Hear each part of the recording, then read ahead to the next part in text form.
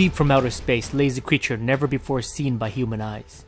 That is all about to change. The gigantic alien enters Earth's atmosphere and releases small minions to attack the people of the city. But this world is protected by the Justice League. The heroes leap into action. The Flash is working at max speed, but there are too many of them. Cyborg's sonic weapons aren't having much of an effect either. Aquaman notices that the infected are marching back to the Hive Queen, so Wonder Woman unleashes her Zeus Bolt, but even that powerful attack will not breach the skin of the Mother.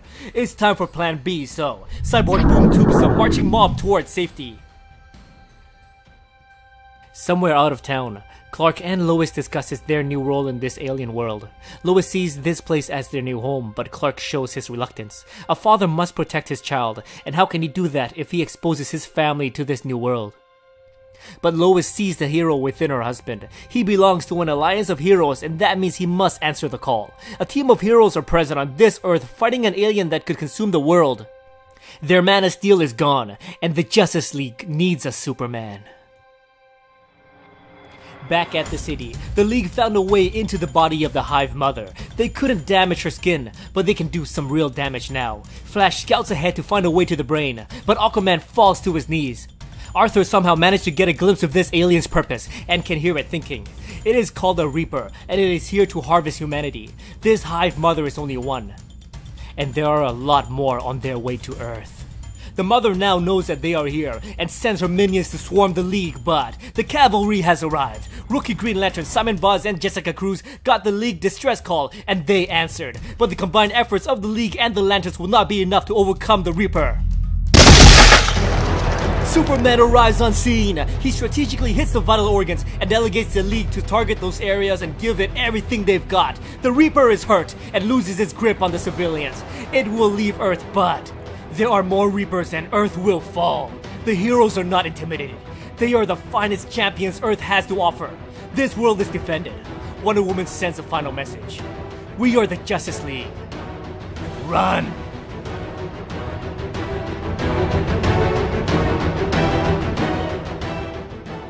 What's going on, guys? Welcome to Comic Island. My name is Joey, and thank you so much for watching my review of the Justice League Rebirth Issue 1. So this is a new beginning for the Justice League, and it is in the hands of Brian Finch, the writer of the Justice League of America series that ran in tandem with Jeff Johns' Justice League. There are quite a lot of things I gotta say about this issue and the future of the Justice League on Comic Island, so let's go over a few things that stood out to me in this issue. Every issue requires some form of conflict. Well, for the Justice League, it seems to always be a world-ending conflict. So we got a Starro wannabe who calls himself Reaper.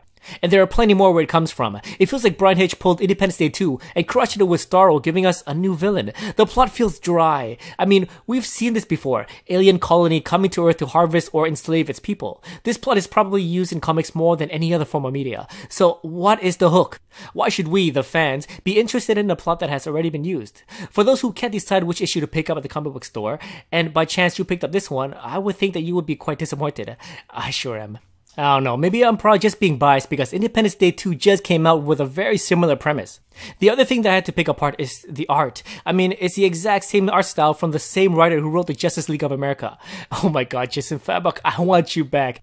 I mean, let's compare this drawing of Wonder Woman from the Justice League Rebirth Issue 1 versus Jason Fabok's drawing of Wonder Woman from the Darkseid War story arc. It's black and white, night and day. Jeff Johns had a great story arc handled by a master artist. But now, Brian Hitch is helming the continuation of the Justice League I follow. I wasn't enticed by his art when he was writing the Justice League of America, and the story didn't captivate me after reading issue 1. I never read issue 2, but I hear the Justice League of America is on hiatus because he is now working on the Justice League that I follow. Hitch tweeted that he will continue on the Justice League of America and work on the Justice League. From what I understand, these two are completely different Justice League teams.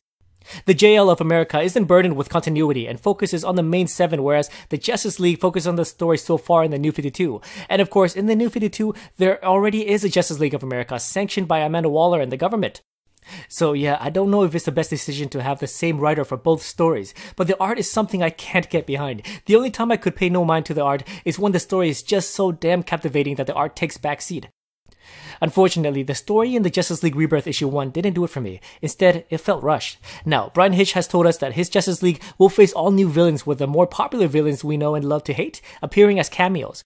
So this could be a good thing, but it's a bold move because if these new villains aren't as captivating as Mr. Bloom from Scott Snyder's Batman series, then Brian Hitch might end up in the sandbox, and the coverage of the Justice League might stop here on Comic Island. Okay, so I got all the negative talk out of the way. Let's focus on the good of this issue. As you guys may know, I am very captivated by the death of the New 52 Superman and the resurgence of pre-New 52 Superman. So I love these small talk scenes where Clark is trying to find his way in this new world. This is a Superman I grew up reading, so there's a sense of bond and nostalgia every time I get a chance to read up on what he's been up to. I also love Lois's role as a good angel on his shoulders, convincing him to help out heroes he doesn't even know. Sure, they are heroes, and they are the doppelgangers of his former teammates, but this isn't his Batman. This isn't his Barry Allen the Flash. This isn't his Aquaman. Cyborg was a Teen Titan, so I doubt he even knows Victor all that well. And we got 2 totally new Lanterns that are now part of the core team. Every decision from Clark needs to be meticulously calculated because I feel he has a lot to lose. This Superman did his time as a hero, and he finally found peace with Lois and his new child. So we know he will answer the call like a true champ, but at what cost? Now let's take a look at the League and how they view this new Superman. Wonder Woman had a thing with her Superman, so it went from complicated to just plain weird. But Batman is the one we gotta pay attention to. This is a guy that has a fail-safe plan to take down every member of his team. His power comes from being prepared. And he knew his Superman. He doesn't know this Superman. So it just adds fuel to the flame when he found out that this Superman has been here all along without Batman's knowledge. I love me some good old first meets with Superman and Batman, so this new rocky relationship will add a lot of fun to the ride. Now, I know I'm quite hard on Brian Hitch, but he has big shoes to fill when he takes over for Jeff Johns and his run with the Justice League and the Darkseid War story. I hope that the art changes, and I really hope that this new villain Hitch is bringing to the table will rock us. In a good way. But that's just my opinion on this issue. What do you think? Please let me know in the comments below. Thank you so much for watching it. As always, if you enjoyed this video, please like, subscribe, and I'll see you next time in another Comic Island video.